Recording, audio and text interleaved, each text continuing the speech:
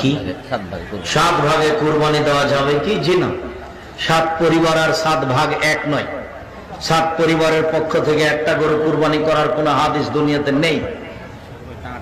7 জনের পক্ষ থেকে আছে। কেন ভাগ করতে যাবেন? বিপদে পড়বেন কেন?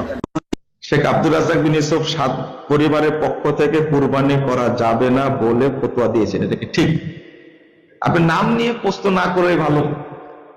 আমার উস্তাদ সহিহ মুসলিমের হাদিস, আল্লাহ রাসূল সাল্লাল্লাহু আলাইহি ওয়াসাল্লাম বলেন, আল বাকারা আন সাবআতিন ওয়াল জাযুরু আন সাবআ। একটি গরু 7 পক্ষ থেকে এবং একটি উট 7 পক্ষ থেকে। 7 কি? 7 ব্যক্তি হতে পারে, 7 পরিবারও হতে পারে। এর মানে অন্য হাদিসের আলোকে যদি আমরা লক্ষ্য করি, একটি গরুকে 7টি ছাগলের সাথে আল্লাহ রাসূল সাল্লাল্লাহু আলাইহি ওয়াসাল্লাম তুলনা করেছেন।